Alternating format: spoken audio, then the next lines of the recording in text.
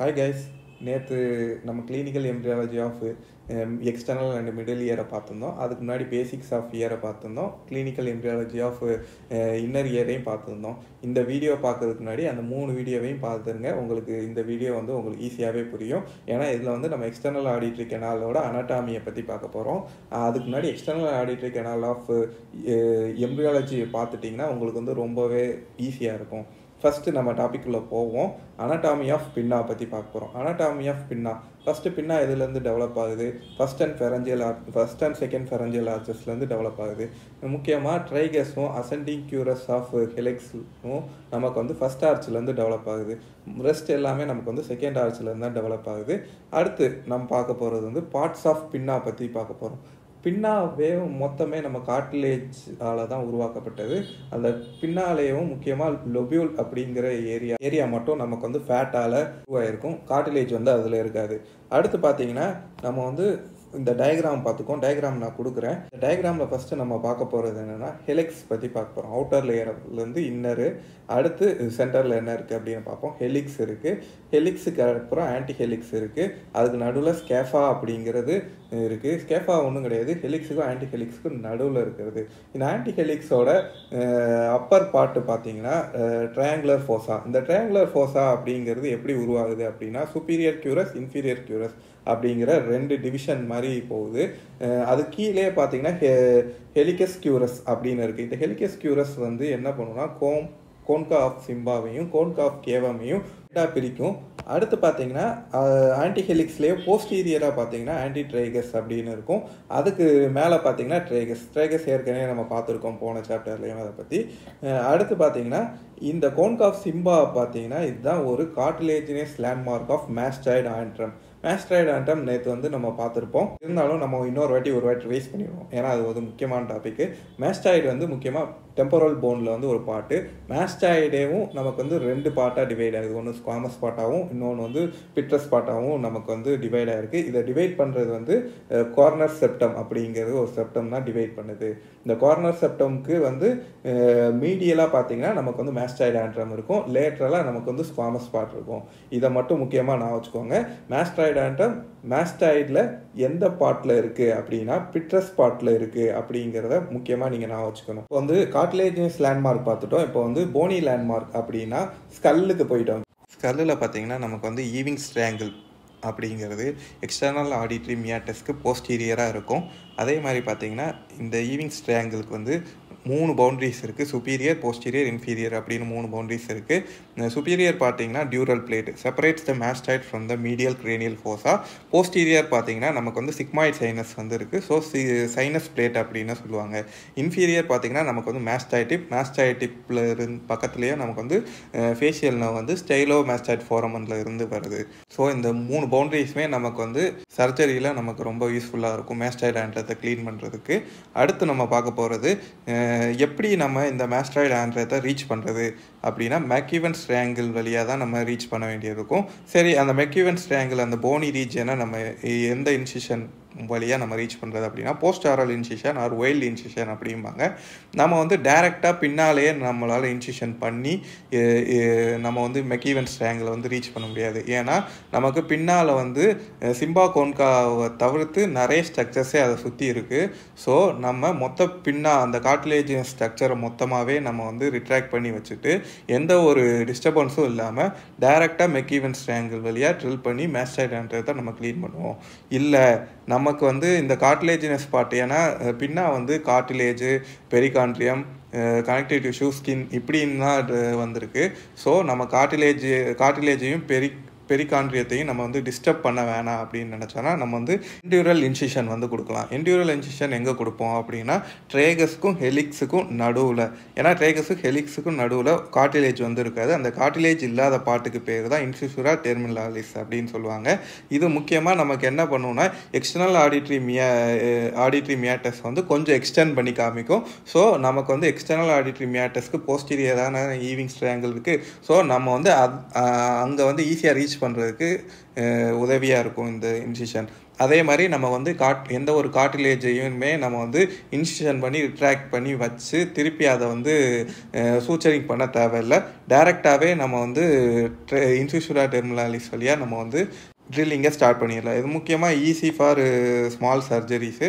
அடுத்து பார்த்திங்கன்னா இந்த பின்னாலேயும் நமக்கு வந்து மீடியல் சர்ஃபேஸும் லேட்ரல் சர்ஃபேஸ் அப்படின்னு இருக்குது. மீடியல் சர்ஃபேஸில் நமக்கு வந்து கார்டிலேஜும் பெரிகாண்ட்ரியமும் திக்காக அந்த டைட்டாக பேக் ஆகிருக்காது. ஆனால் இந்த லேட்ரல் சர்ஃபேஸில் பார்த்திங்கன்னா நமக்கு வந்து ரொம்பவே டைட்டாக பேக் ஆகிருக்கும். ஸோ எனி ட்ராமா ஸ்க்ராட்சில் நமக்கு வந்து ஹெமட்டோமா வந்து லேட்ரல் சர்ஃபேஸில் தான் ஃபஸ்ட்டே ஃபார்ம் ஆகும். ஸோ நம்ம ஏதாச்சும் ஒரு இன்ஃபெக்ஷனோ ட்ராமாவோ ஆச்சு அப்படின்னா நமக்கு வந்து பெரிகாண்ட்ரைட்டிஸ் வந்து லேட்ரல் வாலில் வந்து வர்றதுக்கு ரொம்பவே வாய்ப்பு இருக்குது. அதே மாதிரி பார்த்தீங்கன்னா மோஸ்ட் காமன் சைட் ஆஃப் பெரிகாண்ட்ரைட்டிஸ் அப்படின்னா லேட்ரல் சர்ஃபேஸ் அப்படின்னு தான் சொல்லுவாங்க. இந்த ரீஜியன் வந்து very sensitive to the temperature changes and the pressure changes. ஏன்னா குழந்தைய ஒரு சைடாகவே காதை வச்சு தூங்க போது அவங்களுக்கு வந்து காது வலி வர்றதுக்கு வாய்ப்பு இருக்குது. ஏன்னா லேட்ரல் சர்ஃபேஸ் வந்து நமக்கு வந்து ரொம்பவே சென்சிட்டிவான ஏரியா. அடுத்து பார்த்தீங்கன்னா நம்ம வந்து அதனால தான் நம்ம வந்து ஏதாச்சும் இயர் பியர்சிங் பண்ணனாலும் நம்ம வந்து லோபியூலில் பியர்ஸ் பண்ணுறோம். நம்ம வந்து கார்டிலேஜியஸ் ஸ்பாட்டில் எங்கேயுமே பியர்ஸ் பண்ணுறது கிடையாது. ஏன்னா பெரிகாண்ட்ரைட்டிஸ் ஹெமட்டோமா வர்றதுக்கு வாய்ப்பு இருக்குது. அடுத்து டார்வின்ஸ் டியூபர்கிள் பற்றி பார்க்க போகிறோம். இது வந்து ஒவ்வொரு இண்டிவிஜுவலுக்கும் ஒவ்வொரு மாதிரி இருக்கும். இது ஒரு ப்ரொஜெக்ஷன். இந்த ப்ரொஜெக்ஷன் எங்கே வர்றதுக்கான வாய்ப்பு இருக்குன்னா upper 1/3 and the lower 2/3 of ஹெலிக்ஸில் வர்றதுக்கு வாய்ப்பு இருக்குது. இது வந்து பர்சனல் ஐடென்டிஃபிகேஷன் மார்க்காகவும் கன்சிடர் பண்ணுறாங்க ஃபாரின்சிக் டிபார்ட்மெண்ட்டில். அடுத்து பார்த்தீங்கன்னா anatomy of external auditory canal பற்றி பார்க்க போகிறோம். அதுக்கு முன்னாடி நேற்றே embryology of external auditory canal பற்றி பார்த்துருந்தோம். அதில் என்ன சொல்லியிருந்தோம், எக்ஸ்டர்னல் ஆடிட்ரி கெனால் வந்து ஃபஸ்ட்டு கிளெஃப்ட்லேருந்து நமக்கு ஃபார்ம் ஆகுது. முக்கியமாக பார்த்தீங்கன்னா இது வந்து போனியாகவும் இருக்கும், கார்டிலேஜனஸாகவும் இருக்கும். ஆனால் குழந்தைய பிறக்க போதையும் கார்டிலேஜினஸ் பார்ட் மட்டும்தான் கம்ப்ளீட்டாக டெவலப் ஆகி பிறக்கும். ஆனால் போனி பார்ட் வந்து கம்ப்ளீட்டாக டெவலப் ஆகாமல் இன்கம்ப்ளீட்டாக தான் இருக்கும். இந்த டயக்ராமை பாருங்கள். லேட்ரலாக பார்த்தீங்கன்னா நம்ம கார்டிலேஜாகவும், மீடியலாக பார்த்தீங்கன்னா நமக்கு வந்து போனியாகவும் இருக்கும். இந்த லேட்ரல் வந்து நமக்கு வந்து 1/3 பார்ட் அப்படின்னு சொல்லுவாங்க. லேட்ரல் 1/3 வந்து நம்ம கார்டிலேஜஸ், இன்னர் 2/3 வந்து நமக்கு வந்து போனி. இந்த லேட்ரல் சைடு வந்து அவுட்டர் சைடு வந்து 8 மில்லிமீட்டர்ஸு, இன்னர் சைடு பார்த்தீங்கன்னா அதான் இன்னர் போனி சைடு வந்து 16 மில்லிமீட்டர்ஸ். கார்டிலேஜினஸ் பார்ட் வந்து 8 மில்லிமீட்டர்ஸ், போனி பார்ட் வந்து 16 மில்லிமீட்டர்ஸ். ஸோ மொத்த லென்த்து 24 மில்லிமீட்டர்ஸ். எக்ஸ்டர்னல் ஆடிட்ரி கெனாலோட மொத்த லென்த்துமே பார்த்தீங்கன்னா 24 மில்லிமீட்டர். இதோட ஃபங்க்ஷன் அப்படின்னு பார்த்தீங்கன்னா transmission of sound from outside to inside. இந்த கார்டிலேஜினஸ் பார்ட்டை பற்றி பார்ப்போம். Lining epithelium are same as outside. Skin is thick, contain all appendages, hair follicle, sweat gland and sebaceous gland and cerominous gland. Next பார்த்தீங்கன்னா lined by stratified squamous epithelium, thick in cartilage and thin in the bony part. Cerominous gland அப்படிங்கிறது produces wax only produced from the cartilaginous part. அடுத்து வந்து இந்த cartilaginous பார்ட்டில் வந்து Fisher of சாந்தோரி அப்படின்னு ஒன்று இருக்குது. அது வந்து கார்டிலேஜினஸ் பார்ட்டில் இருந்து தான் வருது அந்த ஃபிஷர். அது ஒன்றும் கிடையாது, 2 கார்டிலேஜ் மாதிரி இருக்கும், அதுக்கு நடுவில் வந்து ஒரு ஃபிஷர் மாதிரி இருக்கும். அந்த டயக்ராமே நான் இதில் ஆட் பண்ணியிருக்கேன். இது வந்து முக்கியமாக ஆன்டீரியர் வாலில் இருந்து டுவர்ட்ஸ் ஃப்ளோர் வந்து நமக்கு வரும் இந்த ஃபிஷரு. அடுத்து infection from the external auditory canal floor can reaches the base of the skull. அதே மாதிரி infection from the external auditory canal involves the soft tissue structures and the parotid கிளாண்டையும் involve பண்ணும். So in case நமக்கு வந்து base of த ஸ்கல்க்கு வந்து நமக்கு வந்து infection போகுது அப்படின்னா முக்கியமாக எந்த கேசஸில் போகுனா ஒட்டைட்டிஸ் எக்ஸ்டர்னால் முக்கியமாக பேஸ் ஆஃப் த ஸ்கல்லுக்கு போகிறதுக்கான வாய்ப்பு இருக்குது. முக்கியமாக இந்த ஃபிஷர் ஆஃப் சாந்தோரி வழியாக நமக்கு வந்து ஒட்டைட்டிஸ் எக்ஸ்டர்னா வந்து ஸ்கல் பேஸை வந்து ரீச் பண்ணி ஆஸ்டியோமலைட்டிஸை வந்து காஸ் பண்ண வாய்ப்பு இருக்குது. அதே மாதிரி நமக்கு வந்து பெரோட்டிட் கிளாண்டுக்கு போனால் அது வந்து பெரோடைட்டிஸ் காஸ் பண்ணுறதுக்கு வாய்ப்பு இருக்குது. அதே மாதிரி பெரோட்டிட் அடினோமா கேசஸில் நமக்கு வந்து என்ன ஆகுனா நமக்கு வந்து இந்த சாந்தோரியா ஃபிஷர் வழியாக அந்த அடினோமா வந்து நமக்கு வந்து எக்ஸ்டர்னல் ஆடிட்ரி கெனாலுக்கு வர்றதுக்கு வாய்ப்பு இருக்குது. அதுக்கான இமேஜும் நான் இங்கே கொடுத்துருக்கேன், அதை நீங்கள் ஒரு வாட்டி பார்த்துக்கோங்க. அது முக்கியமாக நமக்கு வந்து எங்கேருந்து வரும், ஆன்டீரியர் வால் சைடில் இருந்து வரும். Narrowest part of external auditory canal பார்த்தீங்கன்னா இஸ்துமஸ். இது வந்து டீப் இன்சைடு தான் இருக்கும். இது வந்து 5 to 6 millimetres lateral to the tympanic membrane. Any foreign body goes medially to the isthmus அப்படின்னா நமக்கு வந்து டிஃபிகல்ட் டு ரிமூவ் அப்படின்னு சொல்கிறாங்க. பியாண்ட் இஸ்துமஸ் நீங்கள் பார்த்தீங்கன்னா ஒரு டைலேஷன் வந்து ஃப்ளோரில் வந்து இருக்குது நமக்கு. அந்த டைலேஷனுக்கு வந்து பேர் என்னென்னா மியாட்டல் ரீசஸ் அப்படின்னு சொல்லுவாங்க. Any bus from middle year can collect here அப்படின்னு சொல்கிறாங்க. அடுத்து ஃபோரமா நாஸ் ஹஸ்கா, இது வந்து முக்கியமாக டெவலப்பிங் ஸ்டேஜில் போனி பார்ட்டில் வந்து இருக்கும் அப்படின்னு சொல்கிறாங்க. இன்கேஸ் டெவலப்பிங் ஸ்டேஜில் எனி இன்ஃபெக்ஷன் வந்து இருந்துச்சு அப்படின்னா நமக்கு வந்து இதுவுமே பேஸ் ஆஃப் த ஸ்கல்லுக்கும் பெரோட்டிடுக்கும் போகிறதுக்கு வாய்ப்பு இருக்குது. Fissure of Santori is in the cartilaginous part, foramen of Huska in bony part. External auditory கெனாலோட டைரக்ஷன் பார்த்தீங்கன்னா எஸ் ஷேப்டாக இருக்கும், அது வந்து ஒரு ஸ்ட்ரைட்டாக இருக்காது. இப்போ வந்து கார்டிலேஜியஸ் பார்ட் வந்து அப்பர் டவுன்வர்ட் மீடியலாக இருக்கும். போனி பார்ட் அப்படின்னு பார்த்தீங்கன்னா டவுன்வர்ட் ஃபார்வர்ட் அண்டு மீடியலாக இருக்கும். ஸோ நம்ம வந்து டிம்பானிக் மெம்பரைன் வந்து பார்க்கணும் அப்படின்னு நினச்சோன்னா நம்ம வந்து பின்னா வந்து போஸ்டீரியோ சுப்பீரியர்லி காதை வந்து ஹெலிக்ஸ் ரீஜியனில் பிடிச்சி பின்னாடி இழுத்து அதே சமயத்தில் மேலேயும் இழுக்கணும் அப்படின்னு சொல்கிறாங்க. அடுத்து நம்ம பார்க்க போகிறது என்னென்னா அனாட்டாமி ஆஃப் டிம்பானிக் மெம்பரைன். இது வந்து முக்கியமான chapter. Tympanic membrane develops from all 3 germ layers. Ectoderm, endoderm, mesoderm, இந்த 3 ஜெர்ம் லேயர்ஸ்லேருந்துமே நமக்கு வந்து டெவலப் ஆகுது. ஸோ நமக்கு என்ன ஆகும் அப்படின்னா இன்கேஸ் எக்ஸ்டர்னல் இயரில் ஏதாச்சும் இன்ஃபெக்ஷன் ஆனாலோ மிடில் இயரில் ஏதாச்சும் இன்ஃபெக்ஷன் ப்ராப்ளம் ஆனாலோ நமக்கு வந்து டிம்பானிக் மெம்பரைன் வந்து அஃபெக்ட் ஆகும் அப்படின்னு சொல்கிறாங்க. இப்போ வந்து டிம்பானிக் மெம்பரைனில் பார்த்தீங்கன்னா நமக்கு வந்து ஒரு டென்ட் இருக்கும். அந்த டென்ட்டுக்கு பேர் உம்போ அப்படிம்பாங்க.